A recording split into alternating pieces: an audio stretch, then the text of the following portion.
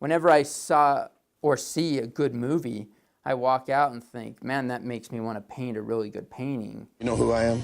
I'm your granddad. The 2001 cult classic, The Royal Tenenbaums, inspired Utah artist Zach Proctor's oil painting called To Shoot and Sing Praises. When I saw this particular film, it stood out to me. The scene jumped out. The funeral scene popped out because Zach and his younger brother were the same age when they lost their grandfather. How could you celebrate your grandpa better than, putting on black and having a gun salute? So he's kind of mixed the cinematic feel into his own idea of what it is to create.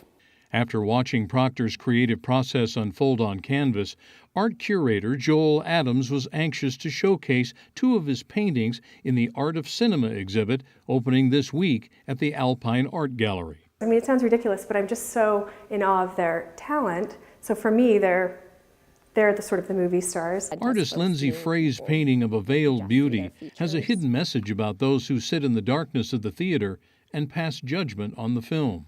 There is some sort of protection in sort of being in the shadows and watching something else happening. She's interested in how people are able to see something else going on and then maybe not be viewed themselves. In fact, everything about films and movie making fascinates these Utah artists.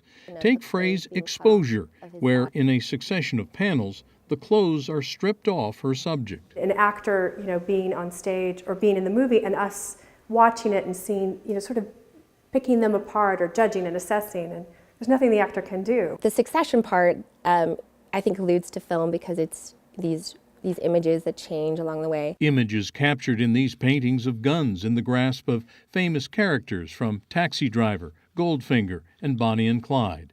Art that captures a unique vision of what cinema is. That it's big, it's grandiose, it's storytelling. Proctor's Approaching the Infinite Abyss might have visitors to the exhibit asking, what's the story? It kind of shows the possibilities that movies have that maybe real life doesn't necessarily afford us. Like the possibilities every time Proctor starts painting. Before you start something creative, there's all this potential there. It's incredible what might happen. Just like the actors, directors, writers, and cinematographers debuting their work at Sundance, these artists know you have to take a leap of faith into the process. You might bomb it, you might change the world, you might totally, win over the masses. Keith McCord, KSL 5 News.